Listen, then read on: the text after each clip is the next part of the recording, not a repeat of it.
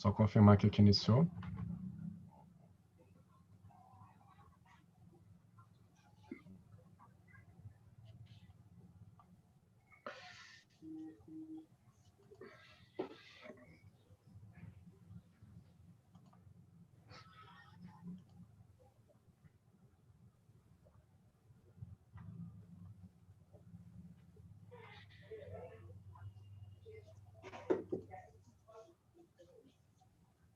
Bom, então temos a mensagem que a gente está ao vivo. Boa noite a todos e todas que nos acompanham aqui hoje, nessa continuidade, nesse mais um evento que a gente faz, né, junto ao Coletivo Direito Achado na Rua, junto ao NB e todos os parceiros, parceiras, entidades que estão nesse trabalho em conjunto em prol da democracia, em prol dos direitos humanos. Meu nome é Alberto e eu vou coordenar hoje, se bem que coordenação seja uma palavra muito formal, né?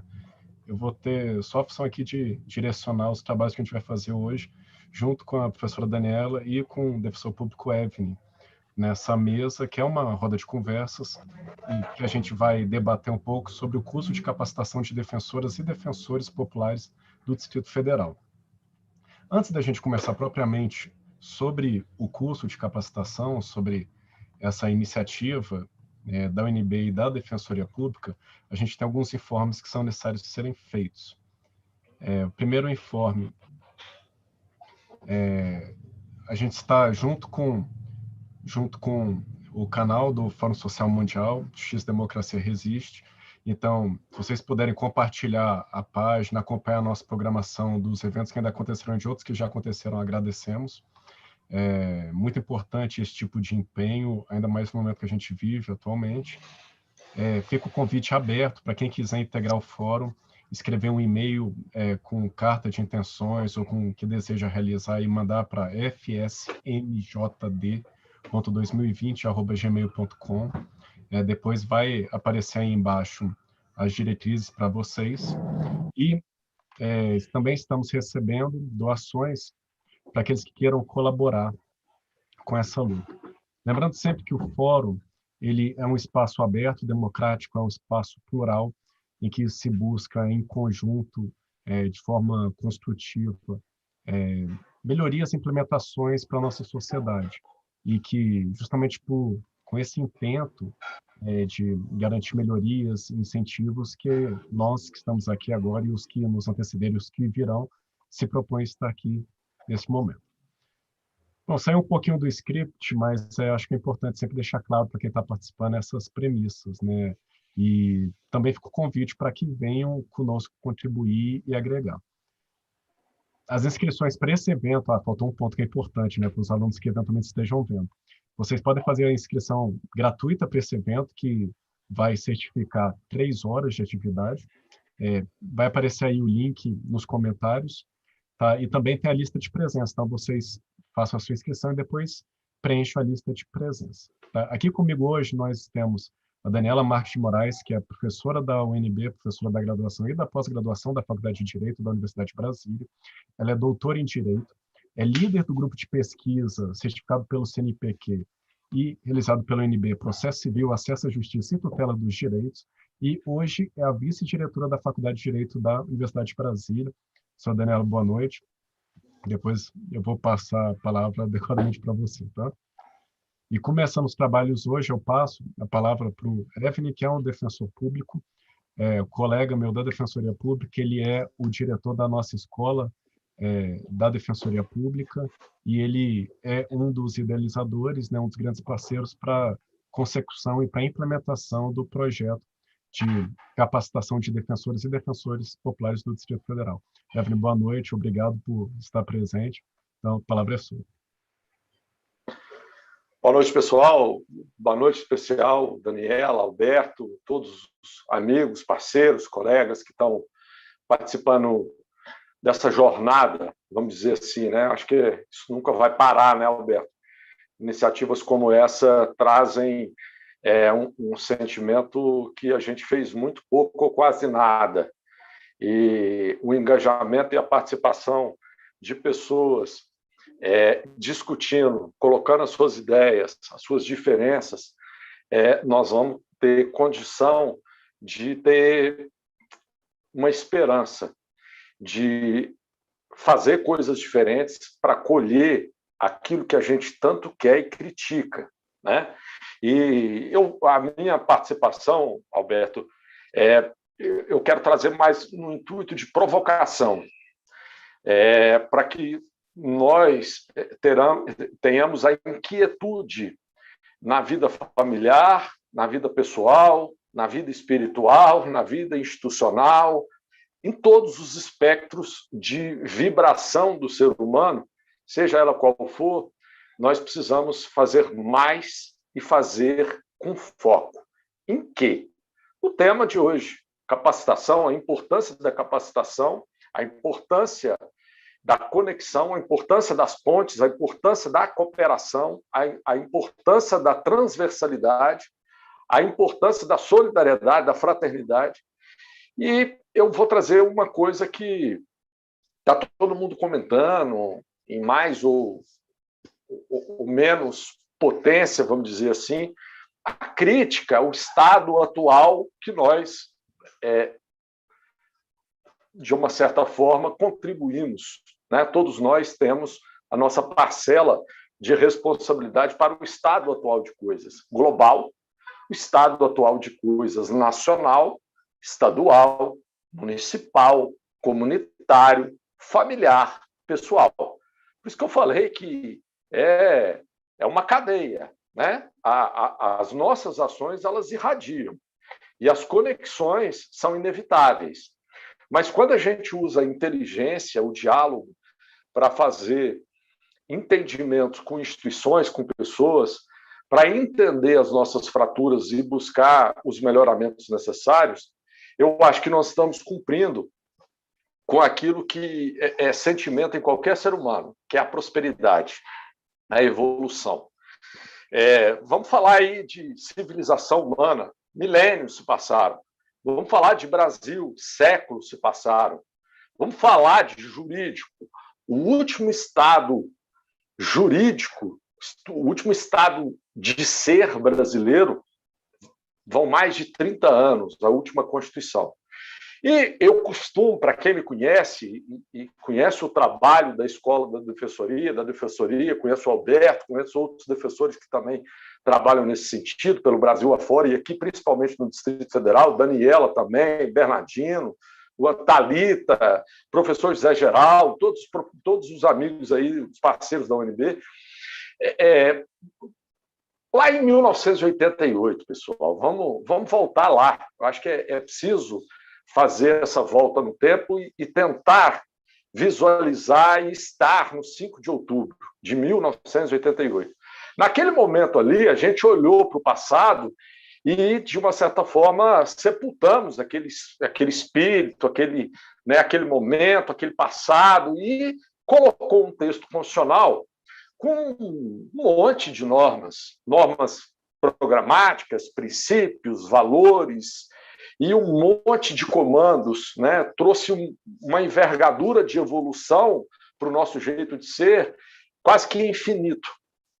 E eu chamo a atenção para uma questão bastante simples que eu vou citar para vocês. Todos nós, a criança já quer justiça. Ela quer e ela entende de justiça. A criança, 3, 4 anos, ela fala: mamãe, papai, isso é injusto. Ela já sabe o que é justiça. Então, o grande objetivo nosso na Terra é obter justiça. Nós, né, defensores, professores, o povo do direito aí, como um todo, operamos a justiça. Mas que justiça é essa? Aí, quando você vai na Constituição e vê todas as normas, todas as conexões ali programáticas, os direitos fundamentais, né, todo o arranjo constitucional, ele, para mim, ele está ligado ao dever da educação. Por quê? Porque é óbvio, quando o pai e a mãe, quantas vezes vocês já ouviram isso? Quando o pai e a mãe, às vezes, fala para o filho e fala assim: filho, a única coisa que eu vou deixar para você é a sua formação, é a sua educação. É a coisa mais importante que você tem na vida. Bom, eu acabei de falar no início da minha fala que o nosso comportamento ele é irradiado da família para a comunidade, para a rua, para a cidade, para o Estado, para os estados, para o nacional, para o global. Nós não vamos evoluir, não vamos fazer o princípio cooperativo estampado na Constituição, fazer o princípio da fraternidade como categoria jurídico-constitucional estampado na Constituição, ter vida, ter sentido prático, principalmente na busca ativa dos milhões de invisíveis que hoje nós temos, sem a prática e o exercício disso nas nossas profissões. Não adianta o conhecimento isolado, não adianta, porque ele não tem vida. Se você não compartilhar com o propósito de trazer pessoas para participar e automaticamente pertencer a um propósito de construção, de validação, de legitimação construtiva, isso não tem sentido. Isso é um vazio em si mesmo. E aí nós temos um defeito, porque nós temos esse valor da educação, na minha opinião, de forma bastante egoística. O que eu quero dizer? Nós falamos isso dentro de casa, para os nossos próprios filhos. Mas esse dever está em letra garrafal lá na Constituição. Parece-me que as instituições, que as pessoas, que os líderes, todo mundo, não vamos tirar ninguém dessa responsabilidade, não entenderam que o dever de propagar, de fazer a educação é de todos. É uma responsabilidade solidária, imprescindível para a sustentabilidade. De quê? De todas as coisas, mas principalmente das nossas relações sociais, humanas, intrínsecas ao conceito de Estado, sociedade politicamente organizada. Que organização é essa que não consegue propagar um bem da vida, como é a educação, de forma coletiva? Então, a partir do momento em que você tem muita educação, muito conhecimento, faz para casa, mas não pensa isso em outros espectros, você está faltando com o seu dever constitucional. Não adianta você criticar a Constituição, nem os líderes atuais. Nós só vamos avançar na democracia, na vivência dos princípios verdadeiramente democráticos, da essência dos valores republicanos, a partir do momento em que o povo entender a Constituição não como um produto, um shampoo, uma marca de biscoito, mas um conteúdo jurídico que reflete verdadeiramente o nosso estado de ser, porque ela ainda é um pacto jurídico. É o hoje, mas muito longe de ser aplicado para todos. Então, temos um Brasil de poucos. Aí vem um monte de gente falando um monte de coisa, com um monte de saída. Mas nós temos nas nossas mãos a capacidade humana de sentir e de fazer pelo outro aquilo que a gente gostaria que fizesse por nós mesmos. Eu estou me referindo à Revolução Francesa. A fraternidade, na minha ótica, não é nada mais além do que isso. Faça pelo seu brother, pelo seu amigo, pelo seu colega, respeite a sua mulher, a sua filha, assim como você gostaria que todos fizessem por você. E aí a gente encontra um equilíbrio social natural. Mas, para isso, a gente precisa investir nesse bem coletivo. Nós não vamos mudar as nossas cicatrizes, nem vamos curá-las. Que cicatriz que eu estou me referindo, Alberto? Estou me referindo à escravidão, ao machismo, à concentração de um monte de riqueza, seja de terra, seja de capital propriamente dito, de distribuição de renda. Se nós não propagarmos toda a nossa educação possível e viável, nós vamos ficar chovendo molhado, fazendo mais do mesmo. E, olha, gente, um produtor rural, ele sabe disso. Se ele quiser colher maracujá, ele não planta abacate, ele planta maracujá. Não adianta ficar falando que ele quer colher melancia e ele planta arroz. Nós precisamos mudar o discurso, porque assim, discursar é belíssimo. As ideias, os estudos, as pesquisas são belíssimas, mas nós precisamos colocar na prática, porque o povo não grita, o povo chegou num ponto que nós estamos vendo a falência de nós mesmos, com mais de 60 milhões de pessoas desempregadas num país rico como o nosso. Aí você fala, pô, Évrio, mas o que você propõe, na verdade? Eu proponho, por exemplo, a gente parar de torrar dinheiro público com coisas que não dão resultado algum. Vou explicar. Na Justiça, a Defensoria Pública de 1988 é a instituição do sistema de justiça mais nova. Ela veio com um objetivo, assim, para mim, que sou defensor, o mais complexo, mais difícil de todas. Eu trouxe lá a missão. Qual que é a sua missão? Fazer a integralização da assistência judiciária. O que é isso? Integralização. Integral que eu conheço é arroz, feijão, macarrão. O que é integralizar a justiça para um povo brasileiro? Não existe integralização sem uma formação adequada, sem vivenciar as conexões e as pontes. Então, quando nós, no sistema de justiça, vivenciando as coisas erradas que acontecem nos processos, que as sentenças formalizam nada, muitas das sentenças, depois de muitas petições, muitas audiências, muito gasto de dinheiro público, não serve para absolutamente nada. Ponto. Serve. Sabe por que serve, gente?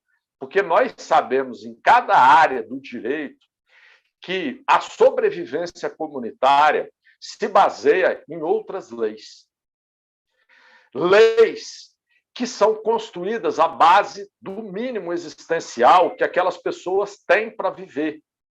Quando, então, elas buscam uma justiça num modelo estático, a justiça está ali, toda organizada, toda parada, toda equipada, esperando as pessoas rachar a cabeça. Aí chega lá com a cabeça rachada e aí procura o defensor, doutor, eu comprei uma vaga na fila de um programa habitacional, eu caí num golpe na OLX, o meu marido falou que não ia pagar a pensão alimentícia porque ele contratou um advogado e o advogado falou para ele que, como ele ganhava salário mínimo, ele não era obrigado a pagar a pensão alimentícia.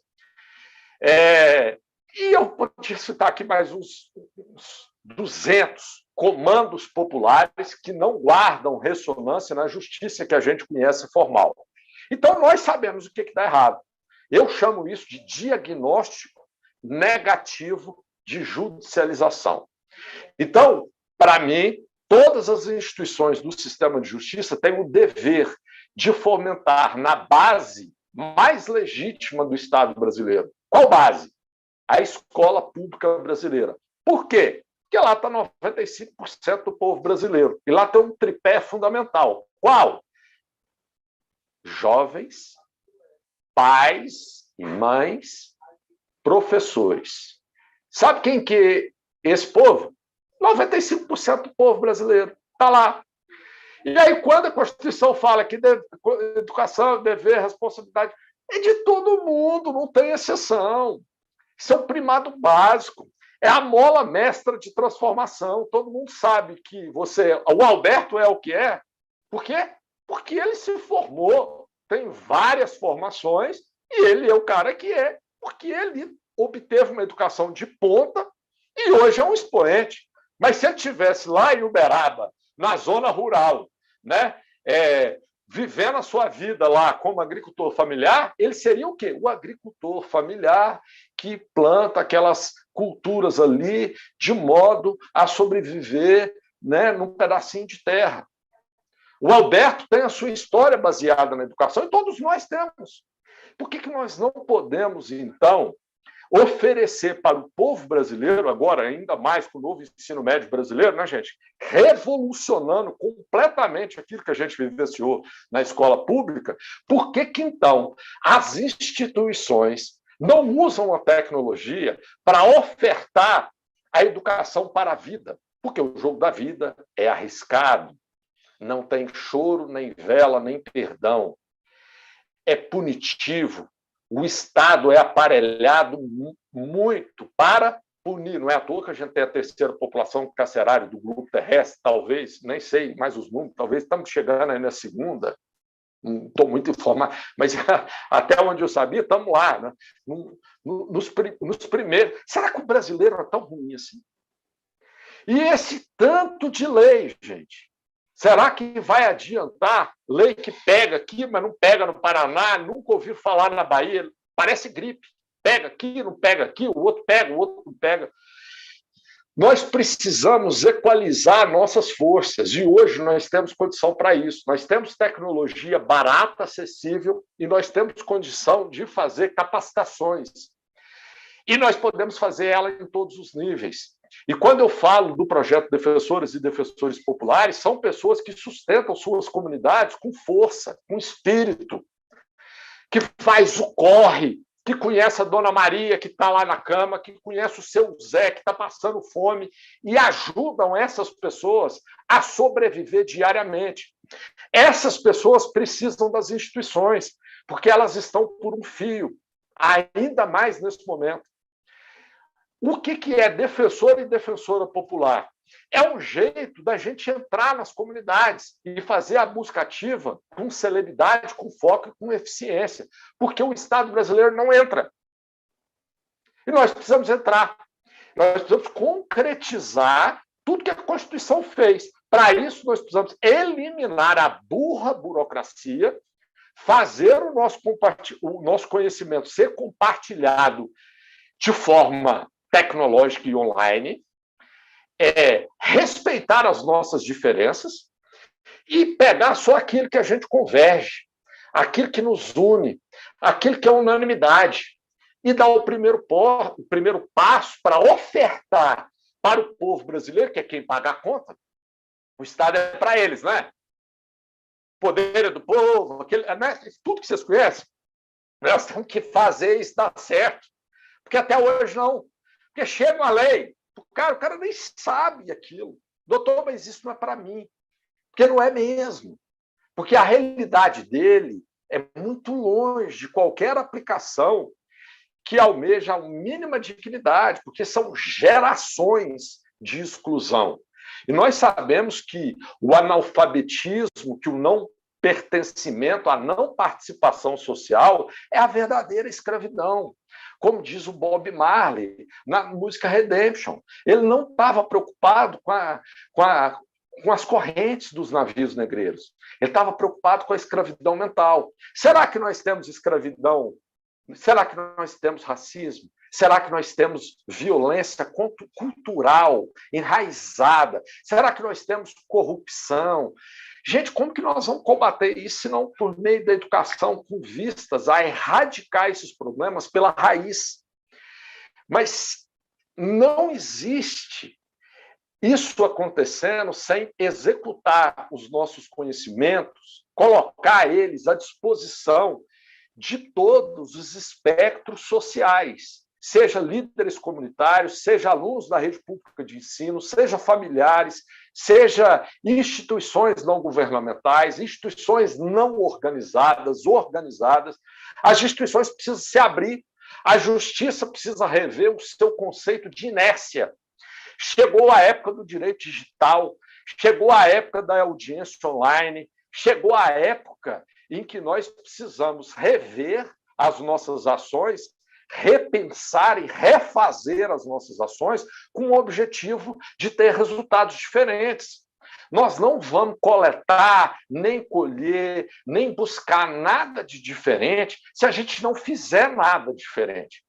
Por isso que a Defensoria Pública hoje traz, dentro da sua perspectiva institucional, boa parte das suas ações voltada para quem? Para o povo. Por quê? Porque a Defensoria é a casa do povo, a instituição que foi estampada na Constituição para fazer o quê? Para dar voz e vez ao povo. O povo não sabe disso. O povo ainda desconhece o espectro de atuação, que é gigante, da Defensoria, mas com toda razão. Por quê? Porque o que nós conhecemos de justiça é a forma, são os palácios, né? São as gravatas, são as capas. A justiça está no estômago de cada brasileiro. A justiça está no sentimento de cada brasileiro. A justiça está na vivência de cada brasileiro. Os palácios, as formas, as sentenças, é a formalização, muitas das vezes, do esgoto da civilização, de coisas absolutamente ruins, frutos do não diálogo, da não cooperação, da não realização de quase nada daquilo que a Constituição mandou a gente fazer. Então, Alberto, eu trago aqui, na minha participação, aqui no início para vocês, mais uma provocação. Vini, mas e o que você propõe que a gente faça? Eu proponho que a gente, ao acordar, encontre na motivação diária de continuar a viver a inquietude de fazer mais e melhor pelo outro de forma sustentável. Não é assim que se fala no meio ambiente, a equidade intergeracional, que é o direito das gerações vindouras, quando chegar aqui no planeta, respirar o oxigênio, tomar água limpa, etc. Tá bom, isso eu já entendi. Mas e a equidade de justiça social, que é o direito daquele fulano que passa fome, que não conhece a mãe, que vai no cartório para tirar uma certidão, o cartório cobra pela certidão, e por aí vai. Nós precisamos, então, trazer para o povo, a grande maioria do Estado brasileiro, o conhecimento básico para ele participar minimamente. E talvez, quem sabe, ele se sentir parte da nação, do povo, dele interpretar o vínculo jurídico, político que liga ele à República Federativa do Brasil, dele pensar naquilo, dele entender o que é uma ação popular, que aos 16 anos ele pode ajudar a comunidade, que esse sentimento coletivo realmente nasça nas famílias, que as pessoas naturalmente participam e de coisas elementares, por exemplo, da construção das políticas públicas no seu nascedouro, nas leis orçamentárias, que elas participem de construções comunitárias para fazer valer o direito ao transporte, à moradia, ao remédio, à educação, à creche, por aí vai. Porque é inviável. Para mim, Alberto, falta coerência racional nós pensarmos que alguns poucos vão dar conta de mudar um país com essa dimensão, com tanta diversidade, com mais de 200 milhões de pessoas, com tantas crises sociais, políticas e de existência, e ainda mais, com fome, com miséria.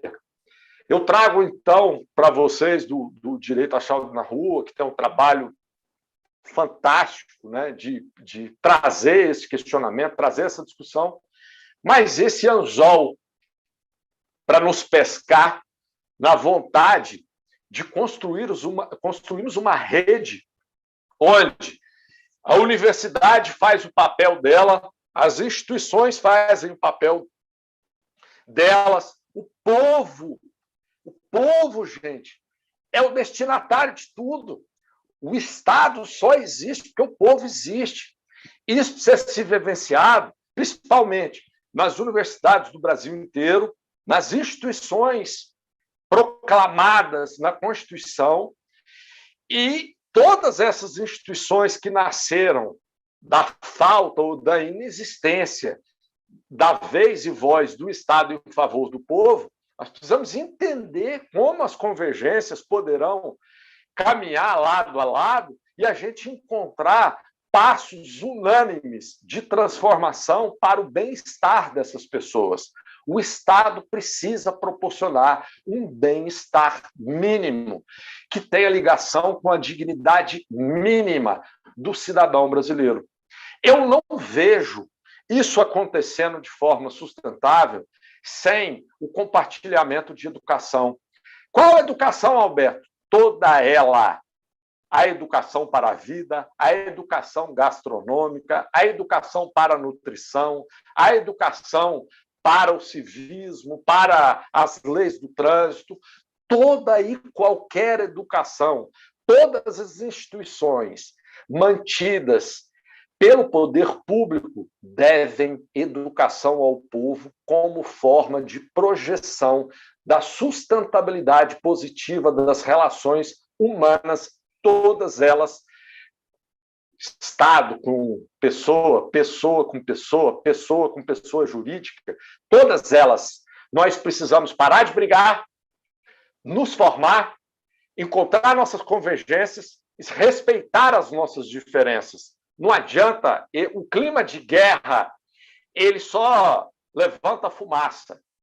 Nós precisamos, então, desse perfil de construção, a capacitação de todas as pessoas que querem participar, que querem ter vez e voz pela primeira vez ou pela segunda vez.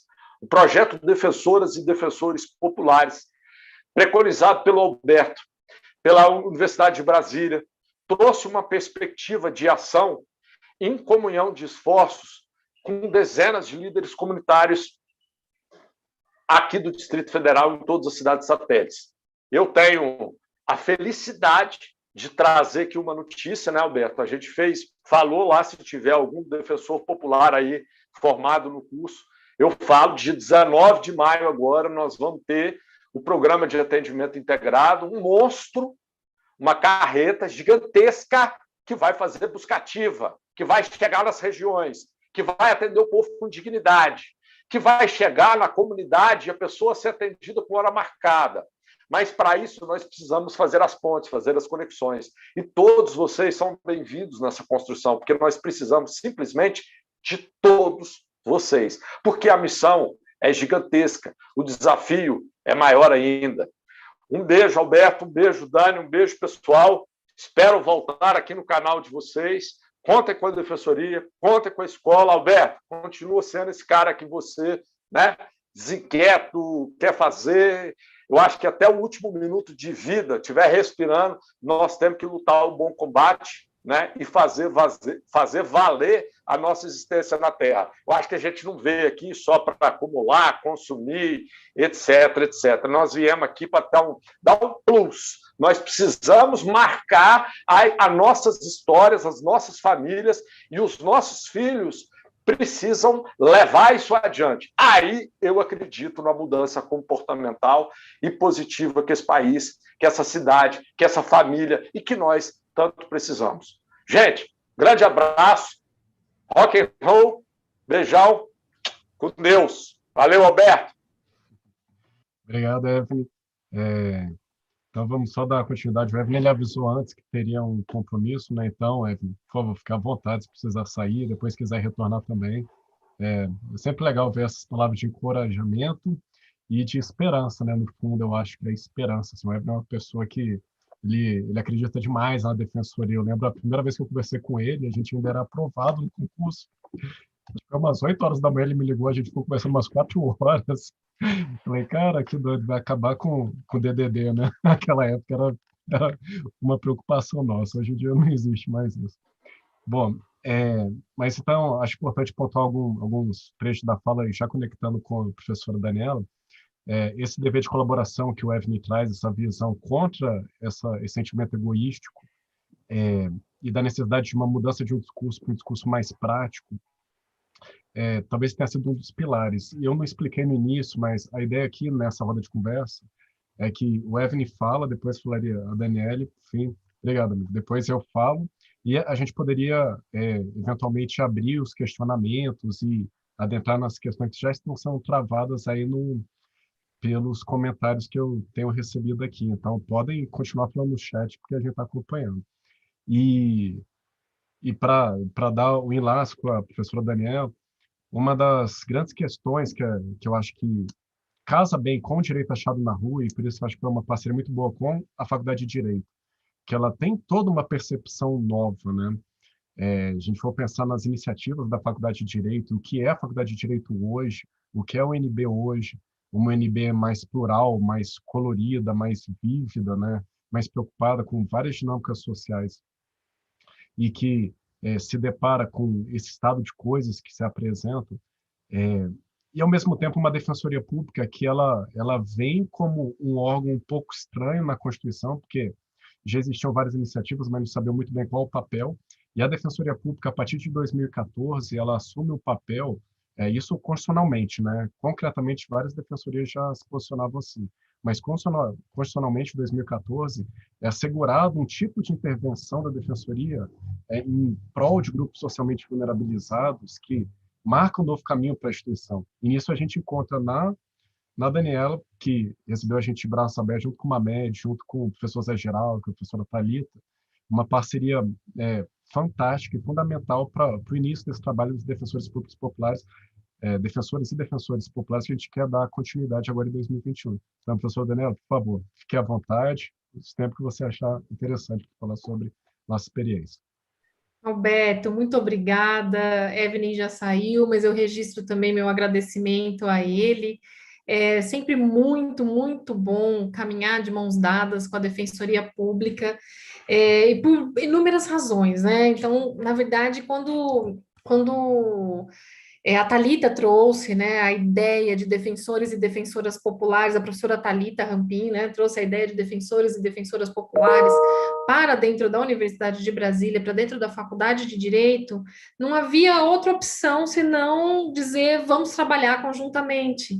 E não há outra razão que não seja atrelar ao que o Evelyn falou, poder compartilhar espaços, poder compartilhar iniciativas e poder interferir e também, numa via de mão dupla, né, se colocar disponível para sofrer as interferências sociais. Esse é um compromisso da nossa profissão, né? Eu, Evelyn, Alberto, somos formados em Direito, e a formação em Direito não é apenas para intitular, né? Conferir um título de bacharel em Direito para a gente exercer cargos que sejam pomposos, que estejam atrelados a um linguajar diferente, que muita gente sequer entende, né? Eu me lembro uma vez que eu cheguei numa audiência como advogada e o juiz perguntou para a pessoa que eu estava acompanhando, para minha cliente, que era uma senhora que não tinha muito conhecimento da língua portuguesa, tinha uma alfabetização mínima, e ele perguntou para ela qual é a sua alcunha, e ela não entendia, e pedia para ele explicar, e ele ficou nervoso porque ela não queria entender o que era alcunha. E um linguajar que não é um linguajar cotidiano, não é um linguajar que a gente usa no dia a dia, né? Eu não viro para o Alberto e digo, Alberto, seu nome é o Alberto, mas qual é a sua alcunha? A gente não tem esse hábito na nossa rotina. Então, quando a gente fala em caminhadas nas parcerias, quando a gente fala em trabalhar juntos, a gente está pensando em várias perspectivas. E a primeira delas é deixar à disposição aquilo que a gente tem na nossa formação, que é justamente um reconhecimento dos espaços de direito, um reconhecimento das instituições de direito e o reconhecimento da forma de agir em prol do direito para nós, mas também abrir um flanco gigantesco para a gente aprender o que é que as pessoas querem, o que é que as pessoas esperam por direito, por respostas do Poder Judiciário, por justiça. O Evelyn mencionou algo que é muito interessante, né? Se você, por exemplo, tem duas crianças em casa e diz para elas, olha, tem uma barrinha de chocolate aqui, eu vou dividir ao meio e vou entregar uma parte para cada uma. Se uma parte da barrinha de chocolate sai um pouquinho maior para uma criança, para a irmã e para o irmão um pouquinho menor, é muito possível que já venha uma reivindicação desde a infância, como ele disse, né? O dela é maior, o meu é menor, o dele é maior, o meu é menor. Isso não é justo. Ou seja, o senso de justiça, o senso de igualdade, a gente vai aprendendo desde muito cedo. Mas a gente se perde um pouco nessas questões de justiça e de igualdade quando a formalização do sistema de justiça traz para a gente alguns muros e a gente tem dificuldade de enxergar, olha, como é que eu posso alcançar aquela justiça que eu pretendo para mim, né? Então, alcancei a minha fase adulta, eu estou agora reivindicando alimentos, para o meu filho, porque o pai espontaneamente não está pagando os alimentos para o meu filho. Como é que eu faço para chegar, né, a um resultado de entrega desses alimentos para uma criança que precisa desse apoio financeiro, alimentício, de vestimenta, de lazer, para que ele possa ter o mínimo de fruição daquilo que a infância pode proporcionar para uma criança. Então, muitas vezes, quando a gente está pensando no exercício dos direitos, a gente leva em consideração que as pessoas participam menos porque elas reconhecem menos os espaços para prover, para procurar ou para procurar atenção a esses direitos que ela tem no seu senso, né, no seu estômago, como disse o Evelyn, ou no seu senso de justiça, uma resposta, um procedimento que possa dar encaminhamento para aquele resultado que a gente espera. Todos nós, todas nós, sabemos que nós não podemos fazer justiça pelas próprias mãos. E se a gente não pode fazer justiça pelas próprias mãos, a gente tem que se submeter ao sistema de justiça, ao formato de justiça que o Estado nos entregou.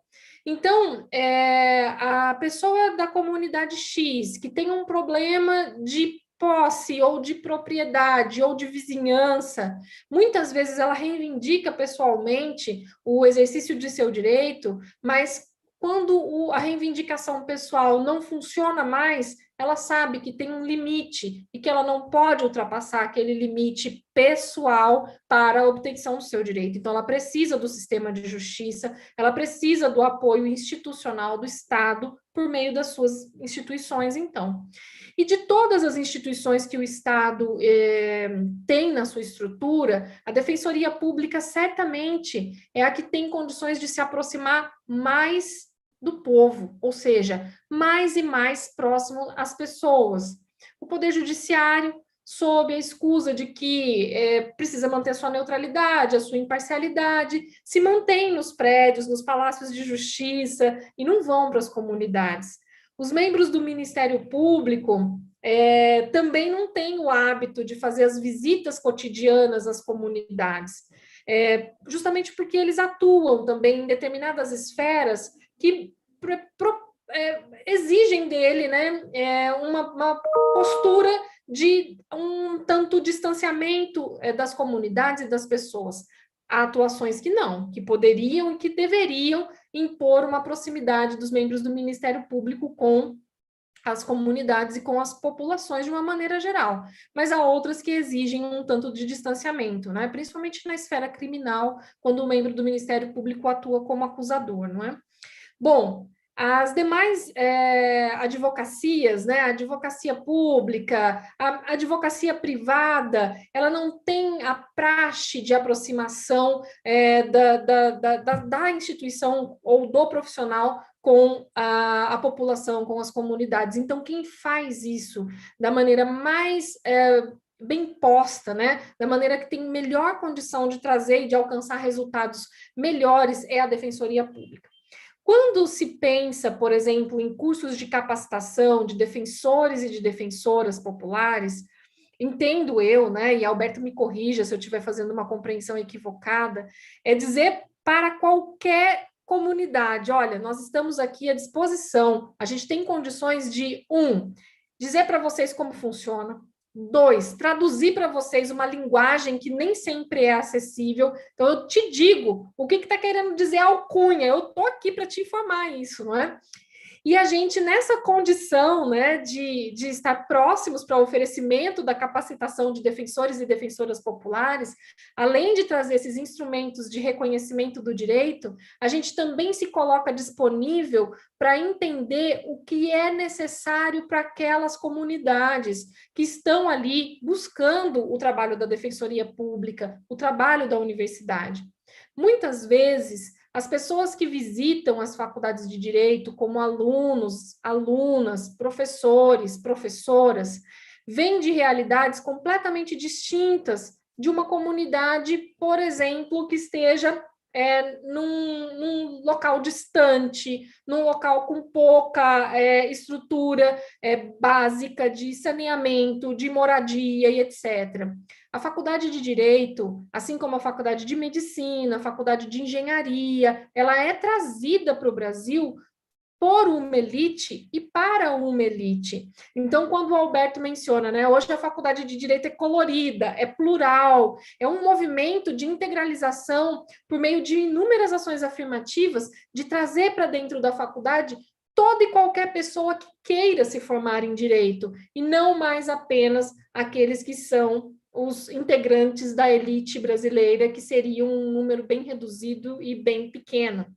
Só que nós não podemos negar que, dentre os inúmeros estudantes e as inúmeras estudantes que estão nos cursos de direito, nós temos uma grande parcela deles que ainda foram e são acostumados com uma rotina de vida que não coincide com a rotina de vida das pessoas necessitadas e que precisam compreender o direito, compreender as estruturas do sistema de justiça para poder interferir. A gente só interfere nos espaços que a gente reconhece.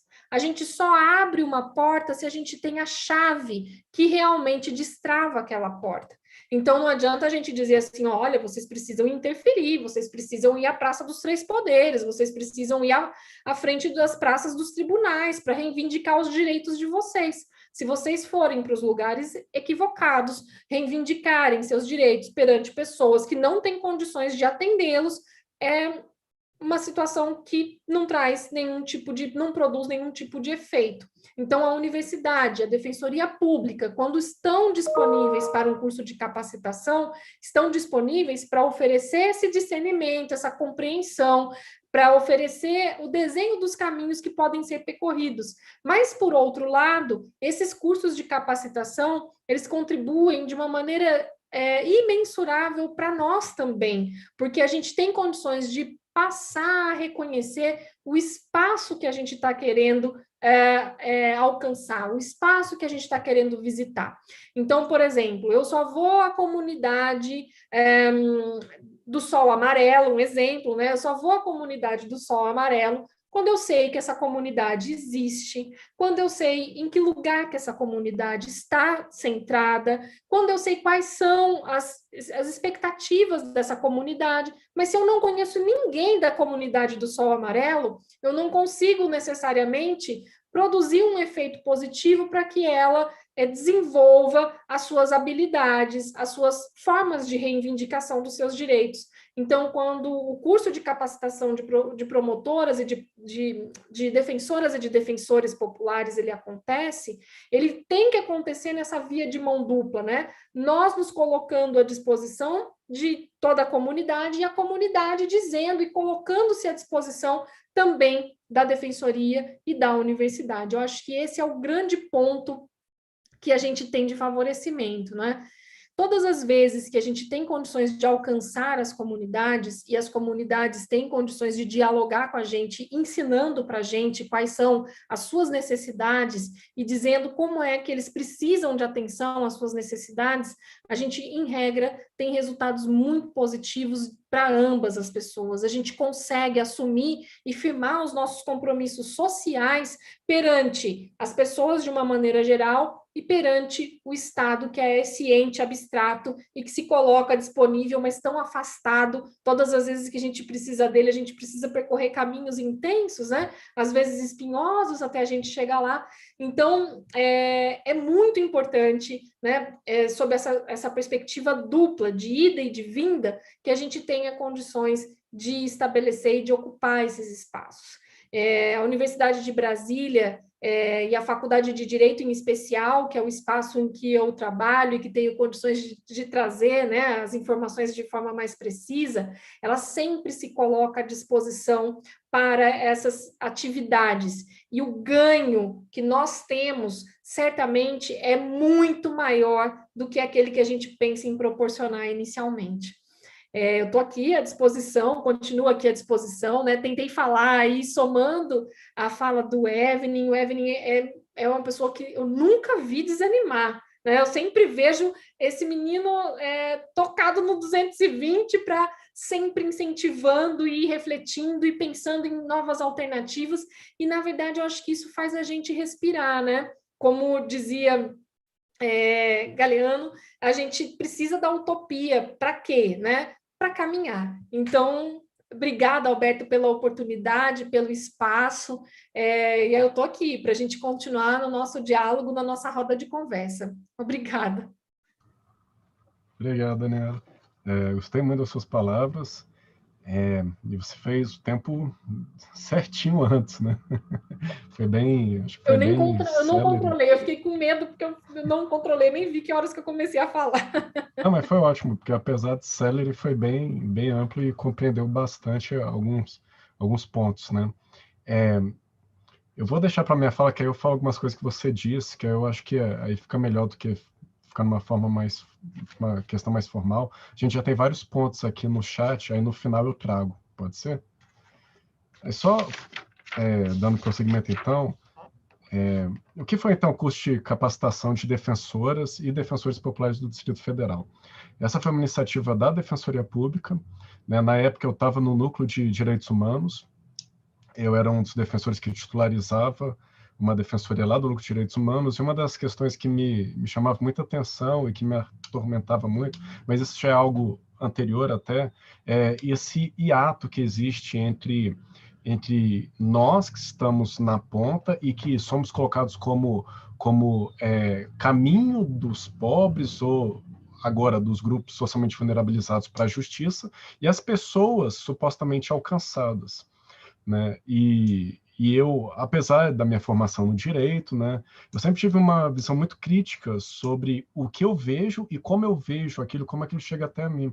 Porque, de qualquer forma, quando você se insere numa estrutura, e eu estava inserido na estrutura da defensoria, existiam inúmeros filtros que acabavam deixando mais nublada a minha visão sobre o atendimento que a gente prestava. E aí fica fácil até você ter uma visão idealizada, uma visão embevecida e tola de achar que o papel que você faz é primordial, essencial, quando na realidade você está vendo aquilo que é possível ver a partir da sua posição, né? E isso é uma coisa que sempre me chamou muita atenção. E nessa vivência da defensoria eu vi algumas práticas de alguns estados e casava muito com alguns pensamentos, mas não ainda muito certinho, mas alguns pensamentos que eu já tinha tido a oportunidade de ouvir do professor Zé Geraldo, da professora Anaí, que há muito tempo, né, estão nessa luta aí pelo direito que não é um direito que se encerra no judiciário, é um direito que ele não pode ter essa clausura, porque é um direito vivo, é um direito que ele vai além, é um direito que se expressa nas relações cotidianas, é um direito que sabe conviver com ilegalidades formais, né? É um direito que ele está além, e é o direito que a gente via na Defensoria Pública e muitas vezes não conseguia dar respostas adequadas, porque ultrapassava. Aquela questão, isso daí apareceu até na minha dissertação de mestrado, o casal estava na audiência da Lei Maria da Penha, ela mantinha as medidas protetivas de urgência contra o ex-marido e ambos saíam juntos para pegar o ônibus, para irem para a residência. Então, onde que esse direito ele não alcançou as pessoas, que não conseguiu ouvi-las?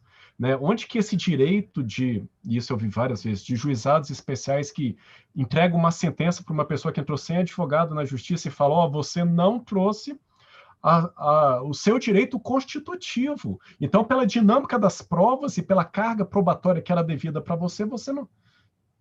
Era um absurdo, e você ter que explicar isso para as pessoas, olha, o juiz usou contigo uma expressão técnica, uma expressão que é típica desses iniciados, né? Desses que conversam entre si, como diria o Bourdieu, né? Conversam entre si com essa sofisticação e que excluem aquele que não está inserido nessa lógica jurídica.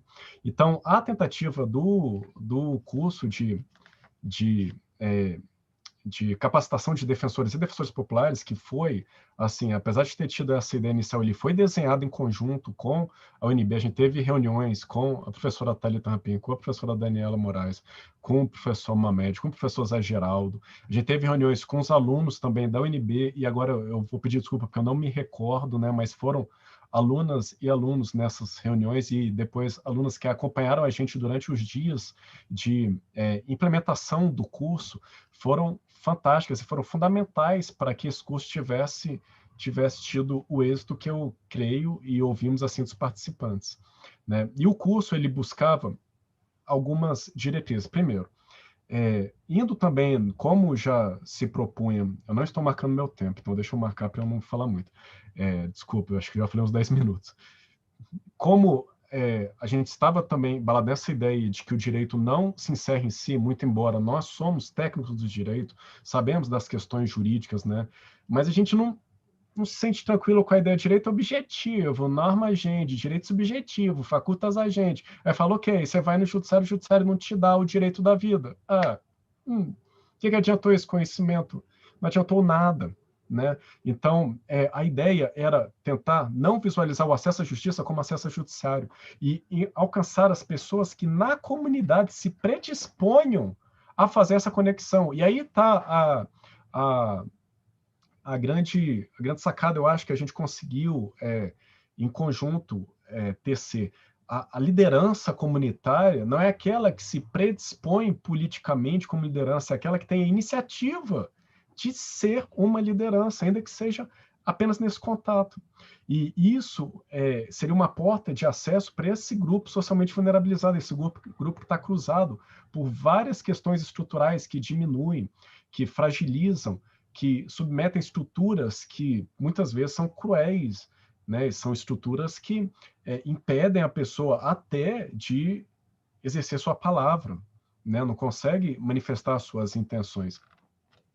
E buscar ir além desse critério de renda, que é um critério que muitas vezes pauta a atuação da Defensoria Pública, ou pautava, né, com muita força.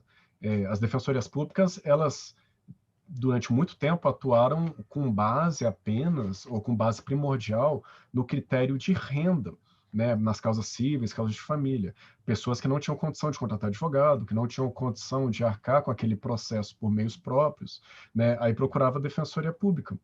Hoje, há uma diferença, assim. Além do critério de renda, que ainda é muito relevante, e que a gente vê o tanto que é relevante agora, né, com essa pauperização extrema que a gente está vendo nesse cenário pandêmico, um cenário que surgem aproveitadores, que a população pobre está cada vez mais distanciada dos meios culturais, né? Ela está exposta às ruas, está obrigada a participar de aglomerações, não é uma escolha, é uma obrigação para manter uma família, para manter uma renda mínima, já que o Estado não garante um mínimo. Essas pessoas, elas ainda são fragilizadas de outra ponta. E a renda só, apesar de ser muito importante historicamente, ela dizia pouco. Então, quando a gente buscou essa questão de ir atrás das comunidades, ir atrás desses líderes comunitários, uma das ideias que foi por trás primeiro, precisamos de um braço na universidade, e a UNB foi esse braço. Precisamos de um braço num pensamento jurídico que seja além desse pensamento tradicional, formal, positivista, que acha que o direito é o que é por ser, né? A Lei Maria da Penha funciona porque ela diz que está proibida a violência contra a mulher.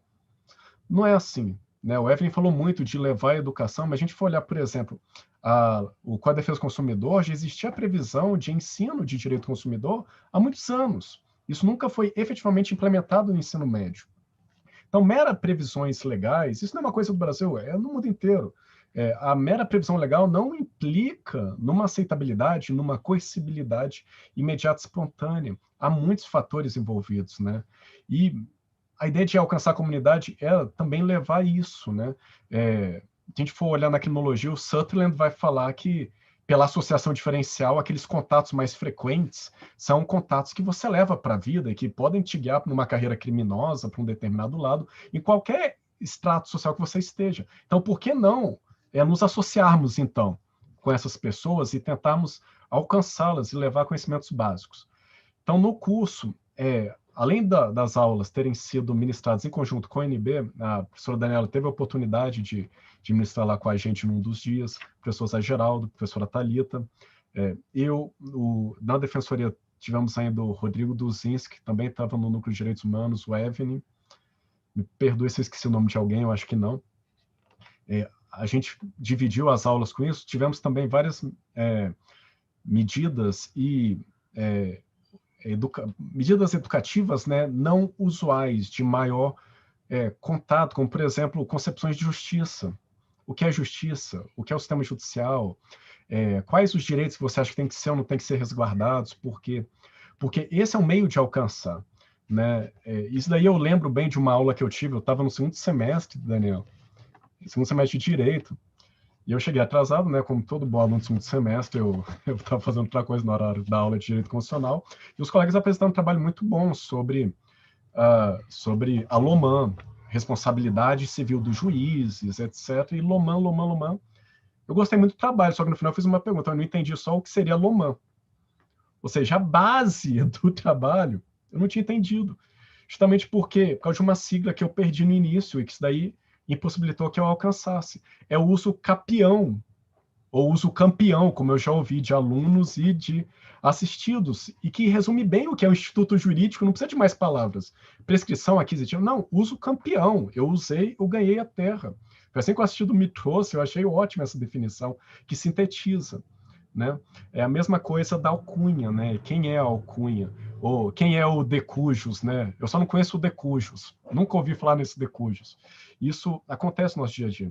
Então, junto com o UNB, junto com o coletivo de Direito Achado na Rua, junto com os alunos que foram muito importantes, né? Os estudantes da UNB, junto com os professores da UNB, com os defensores que aderiram, o Stefano, esqueci do Stefano também, que estava lá presente, foi muito requisitado, o Stefano adora da orientação jurídica, então foi um dia de muitas dúvidas.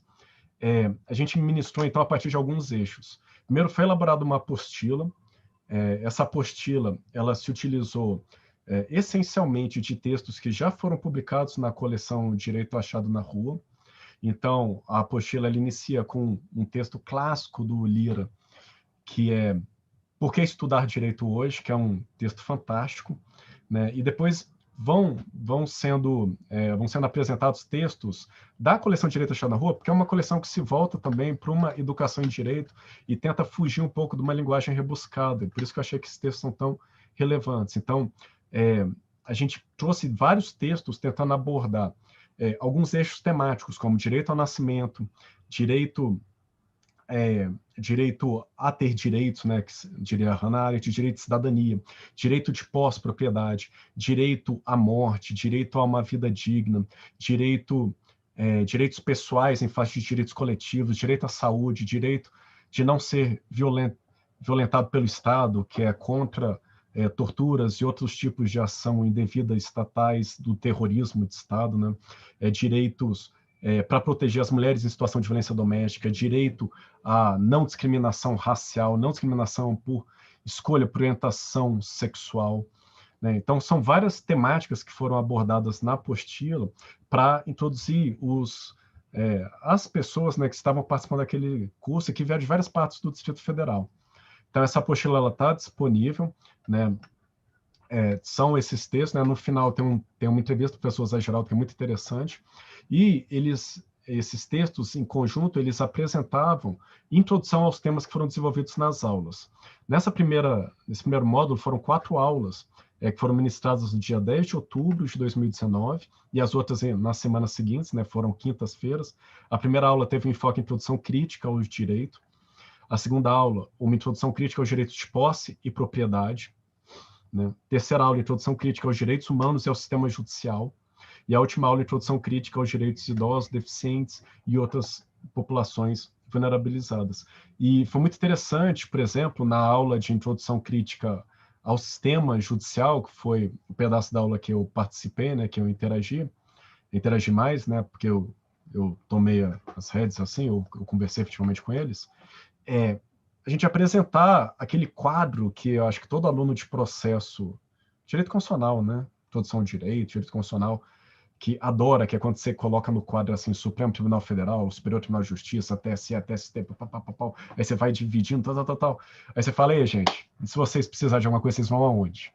Aí a pessoa levantava a mão, Conselho Tutelar, PROCON, que não é nada daquilo, né? E é interessante ver como as pessoas, elas começavam a visualizar e falar, esse daqui é um mundo muito complexo, mas é um mundo que está disponibilizado para vocês. Só que é um mundo que é difícil alcançar demais. A gente estuda, a gente faz faculdade, faz especialização, faz mestrado, faz doutorado. Eu chego lá na frente, não sei muito bem, porque é muito complexo, né?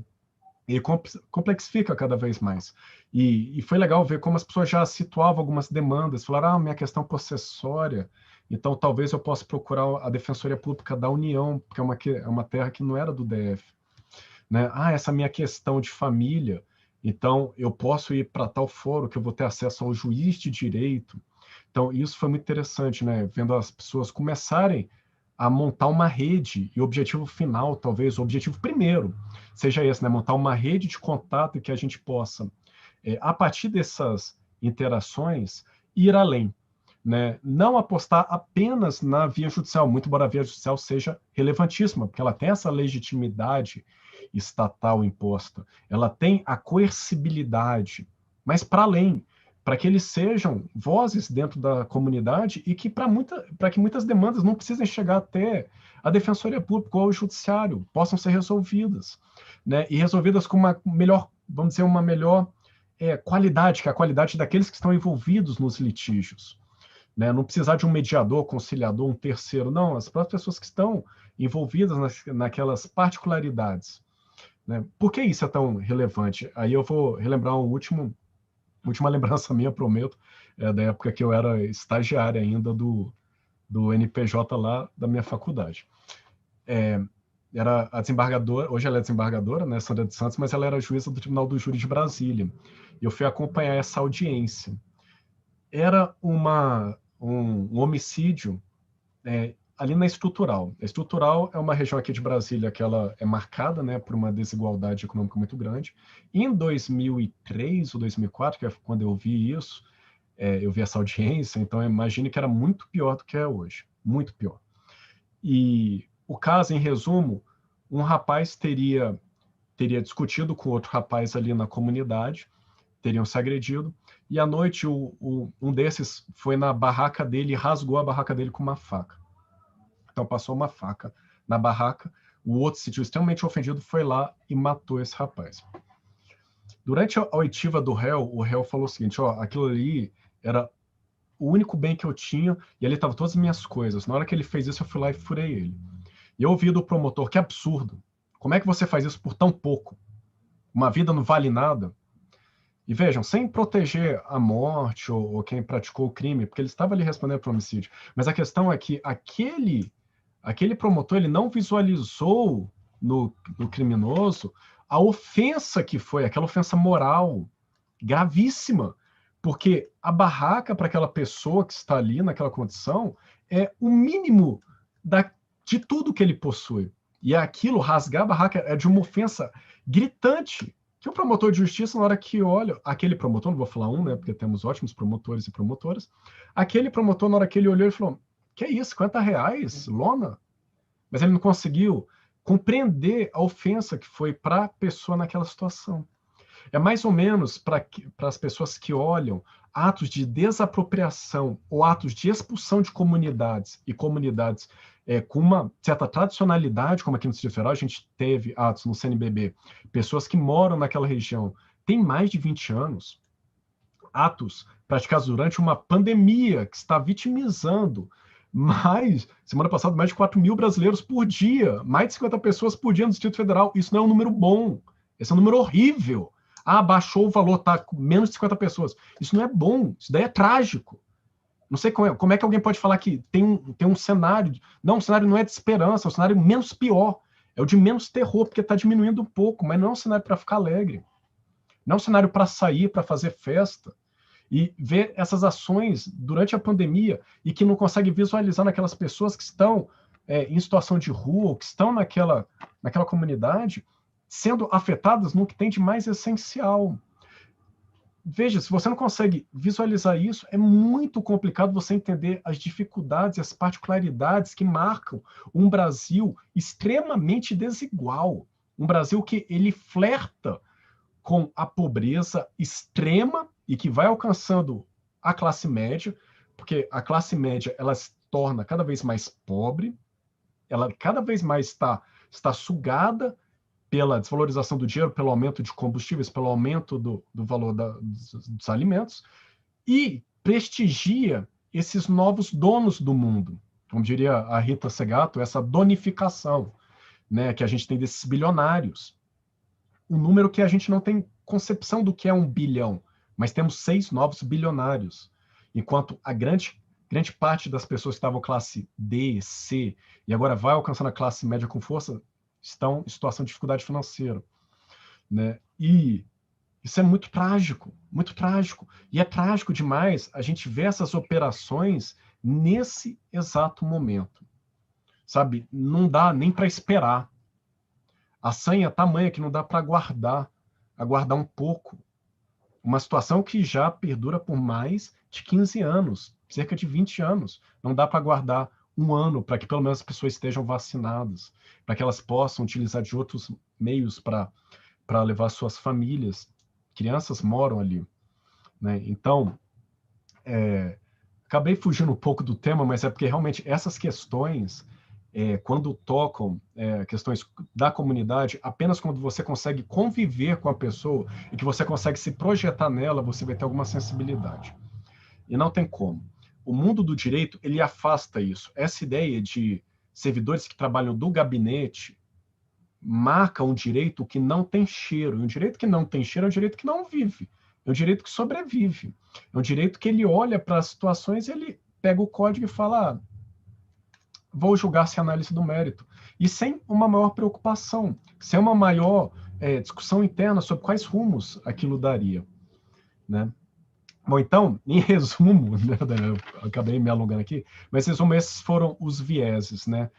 Um acesso à justiça para além do acesso ao judiciário, um acesso à justiça por uma defensoria pública que ela consiga fugir da institucionalização, porque esse é um tema que me preocupa sensivelmente, e é uma das discussões que eu elaboro agora durante o doutorado, eu não sei se vai ter resposta, se vai ter caminho, se é possível, a partir do sistema, ir contra o sistema ou ir além do sistema. Até em que medida um órgão que é previsto por um sistema e ele segue uma lógica sistêmica, ele coleta seus funcionários, seus servidores a partir de concursos públicos, que são concursos públicos que prestigiam conhecimento formal, são concursos públicos que têm provas orais, numa prova oral em que o examinador ele olha para o candidato, ele analisa as origens desse candidato, ele analisa expressões faciais, ele analisa a vestimenta, ele analisa a cor de pele, ele analisa sexo, ele analisa deficiências deficiências que porventura apareçam, ele analisa sotaques, né? Essa prova oral, até que ponto ela pode ou não ser um óbice, já nessa prova, que é uma prova formal, mesmo quando peça direitos humanos, criminologia, quando peça sociologia, é um conhecimento bem formal, como esse órgão, essa institucionalização, pode ir além de ser apenas mais um local para que a pessoa ingresse e se torne mais uma elite, como você falou bem antes, né? Como fugir dessa lógica? Quando, para captar bons defensores, eu preciso também ter uma remuneração adequada, equivalente, pelo menos, ou próxima a outros cargos de justiça, não tem um esvaziamento da carreira, ou esvaziamento do interesse. Ou, como me chamou a atenção uma colega nossa, da sociologia, quando a gente esteve na UNB, né, foi 2018, discutindo sobre algumas teses jurídicas, acho que foi 2018. Tá vendo? O Daniel, o Ramiro, o Fernando Henrique. Somos defensores que estamos lá no UNB também, porventura, embora alguns acham que são da UNB e participando da defensoria. Talvez o meu caso seja mais esse. Mas, de qualquer forma, lá naquele momento, uma das grandes indagações que a gente ouviu era de um aluno querendo saber quando sairia o concurso. Né? Quando vem o concurso? A gente discutiu muitas temáticas sociais, né? Em que ponto a gente está se afastando ou que a gente está vendo isso mais claro, né? Que a gente vê mais claro que o direito ele se afasta mais da realidade e se volta mais para um método para ocupar cargo e só, para cumprir jornada. Então, como visualizar através da defensoria algo a mais? Como ir além dessas vias de resolução de conflito? Enfim, como utilizar o direito como uma ação emancipadora? E eu acho que essa palavra talvez resuma essa nossa perspectiva, né, Daniel? Como ser o direito emancipador, usar esse potencial de emancipação que ele tem, ou a possibilidade mínima de um caso que seja, ele diminuir uma ilegalidade e ele, de fato, ser algo para além, ele ser um instrumento de liberdade, né? Um manejo de garantias, e que não seja o que eu ouvi de alguma deputada, ou deputado agora não me lembro, que democracia é a obrigação da maioria, impondo tudo. Não, democracia é um governo para todos, sem esmagar minorias. Democracia não quer dizer que as maiorias vão esmagar as minorias, não quer dizer que vai ser imposto pelas maiorias, não. As maiorias vão ser protegidas. E mesmo num país em que a gente tem dificuldade para lidar com o conceito de maioria e minoria, porque a minoria racial brasileira não é uma minoria quantitativa, né? Negros são a maioria aqui, pretos e pardos são a maioria, mulheres são a maioria. Quando a gente vai ver os tribunais, vai ver o Ministério Público, vai ver a própria Defensoria Pública, a constituição desses órgãos não indica isso, não temos uma proximidade muito grande com o que se espelha, né? A gente tem visões de uma Europa marcada, porque somos latinos, e é claro isso, é triste quem não acha que a gente é latino, e uma Europa que utiliza dessas questões para ainda se manter como elite dominante. Então, é possível ser emancipador? Eu acho, a Daniela deve concordar, a gente acha que é possível, né? É difícil? Não sei, a gente está aí, né? Quando tiver fôlego, vamos tentar. Então, acho que é isso, Daniela. Resumindo assim a minha participação, acho que agora, se você quiser, eu posso ler aqui os comentários, os comentários feitos, aí você pode ir participando. Eu só queria responder nessa parte final. É difícil, é difícil. Sim. Mas se a gente não se dispuser, a gente nunca vai ter o caminho aberto. Então, a gente tem que ter quem abra os caminhos e quem enfrente as dificuldades. Então, somos nós, né? Nós todos que nos colocarmos à disposição. Eu fecho com a sua fala todinha, Alberto. Obrigada pela sua fala. Eu que agradeço. Se você puder ler para mim, eu agradeço, porque eu estou sem um acesso ao YouTube aqui. Tá, não, eu leio. Eu vou ler todos, então. A gente já está encaminhando para a conclusão, tá, gente? Se tiverem mais alguma questão que quiserem mandar, não se esqueça de fazer a inscrição, que está esperando aí as horas complementares, tá? Faça inscrição no evento assine a lista de presença, senão não vai contar. Então, isso é importante para vocês. Então, boa noite para a Gabi Silva, para a Luciana, para o Reinaldo Pereira, boa noite. Para a Franciana de Fátima Cardoso, para a Sabrina Cassol, para a Paula Regina, que fala excelente iniciativa. A Franciana de Fátima Cardoso. Se você quiser, pode me interromper, tá, Daniel? Por favor. Eu estou falando aqui, mas pode falar. Tá? Estou de microfone aberto, inclusive, pode deixar. Tá ótimo. Ótimo. A Franciana, ela fala o seguinte: em 2020, formamos nossa primeira turma de defensores populares no Tocantins. Os frutos estão sendo colhidos. Parabéns, viu, Franciana? É muito bom ver o Brasil todo verde, né?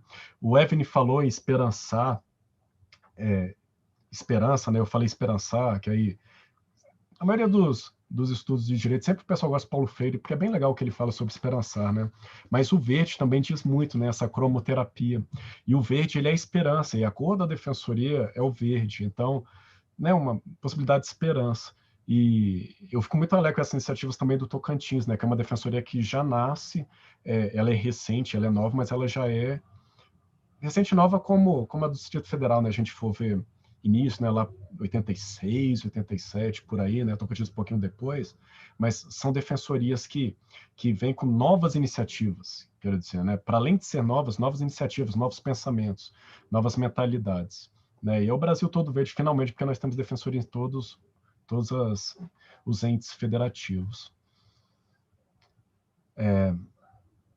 Aí a Franciana falou ainda que esse é um caminho que vale nossos investimentos, precisamos tirar a mira do nosso olhar no judiciário e pensar a partir de outros padrões.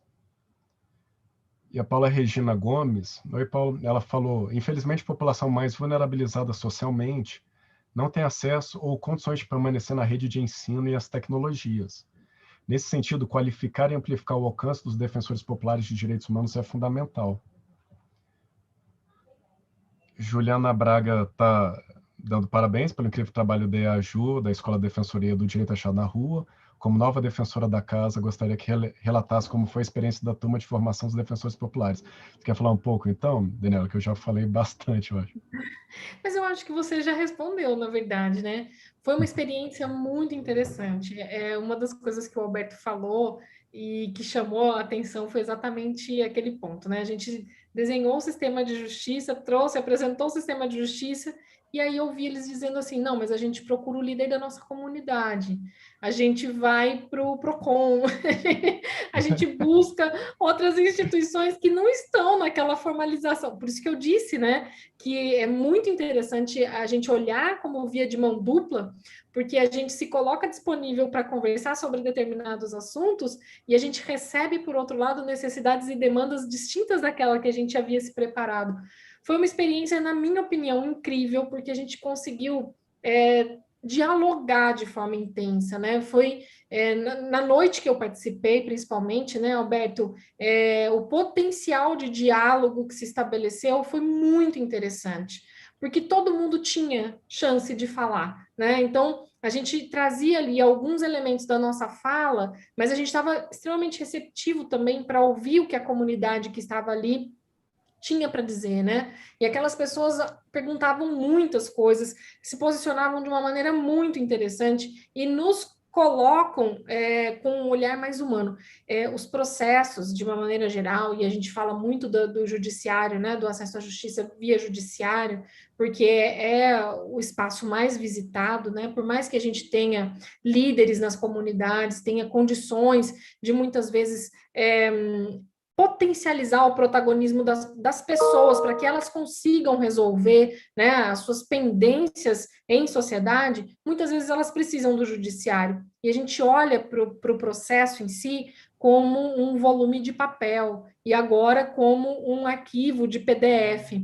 Mas por trás do volume de papel ou do arquivo em PDF, a gente tem pessoas. Então, é muito interessante no curso, né, de capacitação essa reciprocidade para a gente entregar aquilo que a gente entende que pode contribuir para o reconhecimento, discernimento e alcance, né, pelas comunidades da estruturação da justiça, mas, por outro lado, a gente passa a visualizar e a enxergar nos PDFs, nos volumes de papel, quem são as pessoas que estão ocupando ali aquele lado, né? O exemplo que o Alberto traz também do recorte da lona com a faca, aquele espaço é o espaço de sobrevivência, de segurança daquela pessoa, né? Então, a gente só olha de uma maneira de reconhecimento também para as representatividades das coisas e das pessoas dos outros,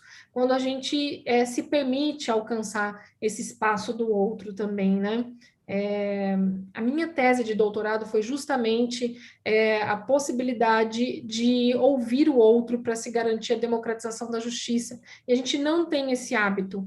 E muitas vezes, nós, quando a gente se coloca, né, à disposição, por exemplo, para um curso de capacitação, é muito possível que a gente vá com um intuito inicial arrogante de ensinar. E, na verdade, a gente acaba sendo ensinado, a gente acaba absorvendo muito mais elementos do que a gente pode oferecer. Então, o curso foi fantástico nesse sentido, porque a gente abriu para os diálogos, para as participações em grupos menores, voltamos para o grupo maior, e ao voltar para o grupo maior, os reconhecimentos de espaços, das figuras que representavam o poder, por exemplo, a delegada da Delegacia de Defesa dos Direitos das Mulheres é uma figura representativa de poder para determinadas mulheres, mais do que a figura de um magistrado, de uma magistrada, porque ela tem a potencialidade de ouvir, de escutar e de algumas vezes resolver, né, a pendência da violência doméstica que é possível de ser suportada por algumas pessoas e acaba acontecendo, né,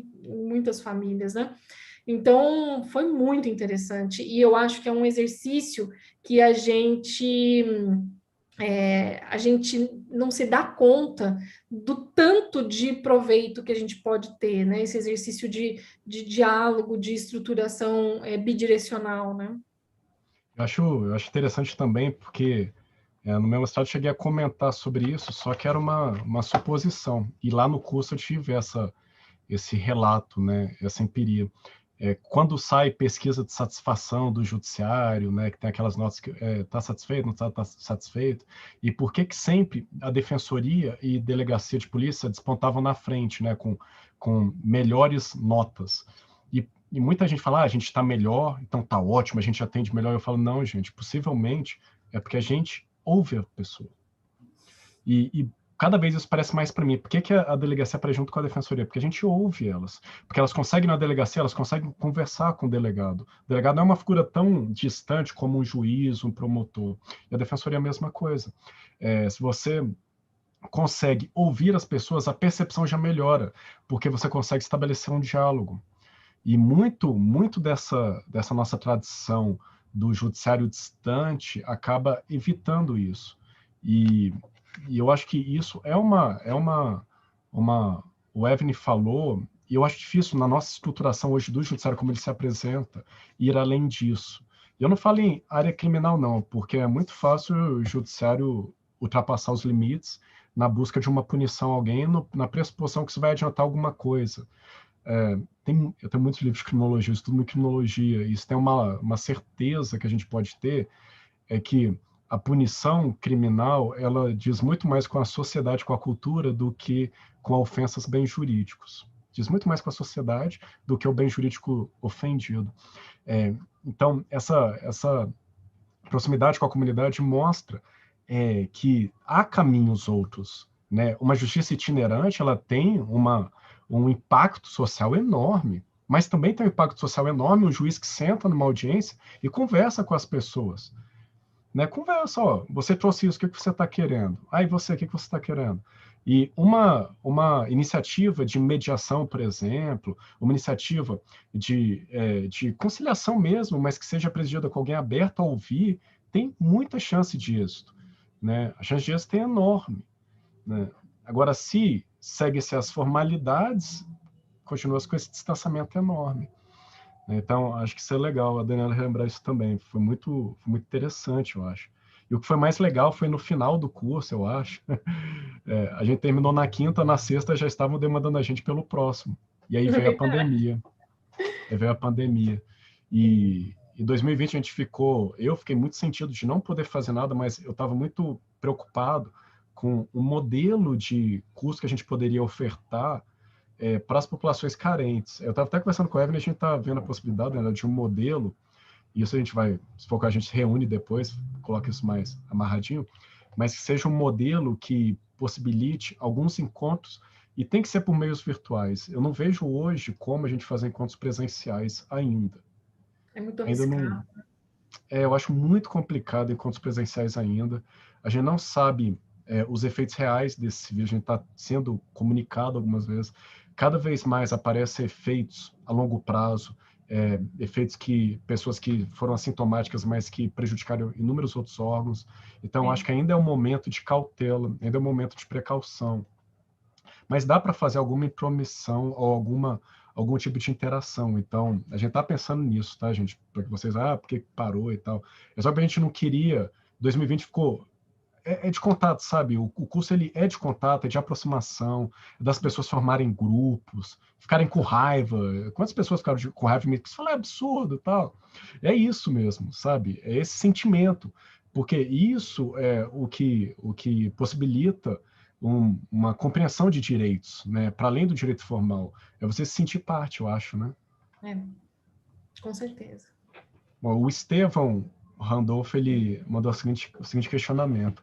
O Estevão, como estudantes de direitos de faculdades particulares podem participar da capacitação de defensor popular na Universidade de Brasília e Defensoria Pública? O Estevão, saindo o edital, vai ter as formas de participação. Porém, a UNB é aberta. E as faculdades particulares também não criam OPSA que alunos participem em outras atividades, outras universidades. Não tem essa criação de OPSA, né? O Estevão, ele é aluno meu lá do Processos. E a gente tem vários trabalhos em conjunto, daí não tem problema. Então, só fica atento quando tiver o edital para ver quais as modalidades. Eu acho que a atuação como voluntária é sempre bem-vinda. Na Defensoria e na UNB, né? Na verdade, esses projetos, quando são registrados na UNB, eles precisam ser registrados por algum viés, ou pesquisa, ou extensão, não é? Então, defensoras e defensores populares foi registrado como extensão, e o projeto de extensão aceita tranquilamente integrantes da Faculdade de Direito e externos à Faculdade de Direito. Então, é exatamente o que o Alberto mencionou. Basta acompanhar o edital para verificação se vai ter número de vagas, quantas vagas para o público interno, para o público externo, como seria a participação, quantas horas dedicadas na semana, né? Ou dedicadas como um todo ao projeto. Então, tudo isso é colocado, regularizado, regulamentado, na verdade, né? E aí é só ficar atento aos editais. A gente pode pensar, hoje o site da Faculdade de Direito é um site que tem muitas informações. A gente poderia pensar numa maneira de fazer uma chamada no site para que vocês acompanhem, né? Totalmente possível, e a faculdade ela é muito aberta, realmente. Os grupos de extensão e o de pesquisa que eu, por exemplo, trabalho, como coordenadora, todos eles têm integrantes internos e externos à Universidade de Brasília, não só a Faculdade de Direito, né, mas a Universidade de Brasília. Então, Se você totalmente. se entrar no site da Faculdade de Direito, Steph, você vai achar lá sobre o curso de capacitação. Vai estar lá as linhas, mestres, tudo. E assim, o que eu vejo agora, a médio prazo, né, talvez seja essa modalidade virtual com enfoque em alguns grupos sociais vulnerabilizados. Por exemplo, questão das mulheres, questão dos idosos, né, das pessoas em situação de rua, e num formato que não dependa muito, ou não dependa sobremaneira do uso de internet, porque isso pode ser um obstáculo. Então, talvez um formato que seja de algumas temáticas mais céleres, de 15 a 30 minutos, sabe? Uma coisa que não seja necessariamente uma aula longa, né? Porque tem muita gente que não tem condição, né? Quando tiver a carreta, talvez a gente possa pensar, quem sabe, ao ar livre, vai a carreta e coloca um telão. O que eu estou falando, o Evelyn nem sabe, depois ele vai ser obrigado a isso, né? Mas aí coloca um telão com algumas cadeiras, porque aí tem ventilação, distanciamento social, tem máscara. As pessoas podem ficar um pouco mais protegidas, já que tudo indica que a contaminação mais séria, mais grave, é por esses microdroplets, né? Por esses aerossóis de proximidade, ambientes não bem ventilados, tá? Mas isso daí, fique atento só, né? É possível. A Francieles, Daniela, Francieles Ferreira, ela dá boa noite, ela parabeniza. O Guilherme Vieira, que é nosso colega, defensor público. Oi, Guilherme, tudo bom?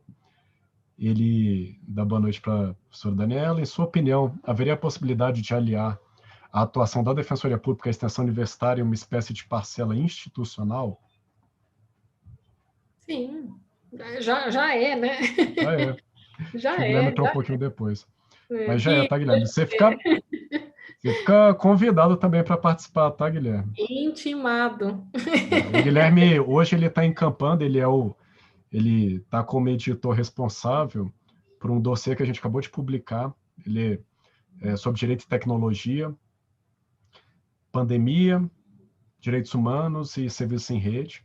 Então, ele já ingressou na revista da Defensoria, animado e tal, então a gente já está com esse dossiê aberto para recepção de artigos científicos. Fica o convite para quem quiser mandar também para a revista. E, Guilherme, sua vinda vai ser muito boa, tá?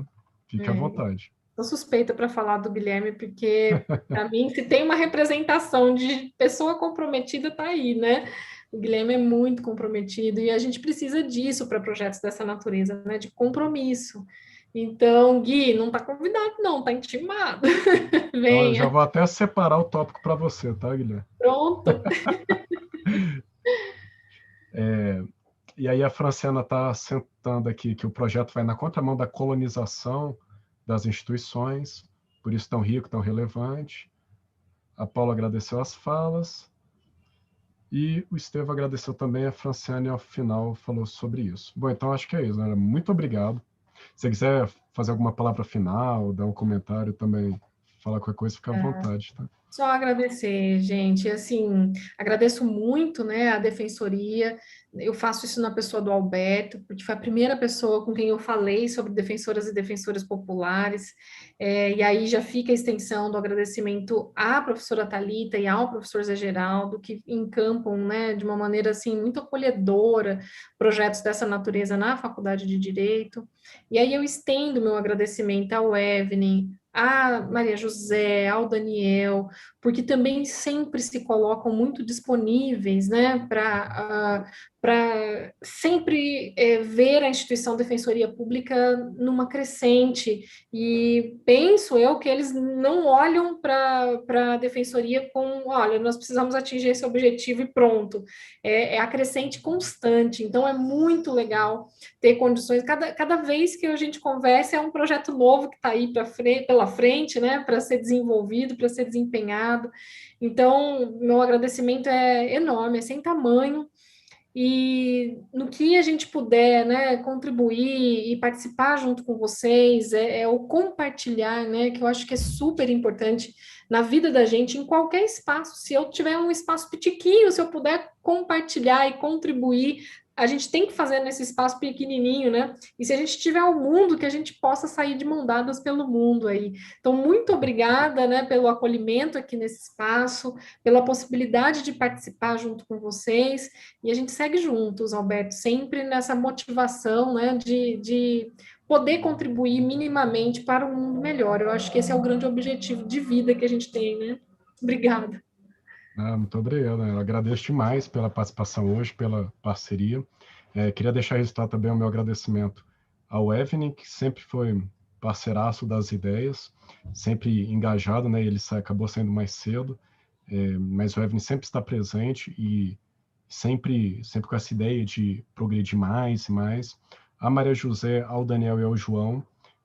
A primeira vez que eu falei com o Daniel, depois com a Maria José e com o João, eu vi a grande receptividade a essa iniciativa, né? De cara foi apoiada, suportada e incentivada, o que eu acho que é fantástico e é muito bom a gente ver esse tipo de comprometimento no órgão.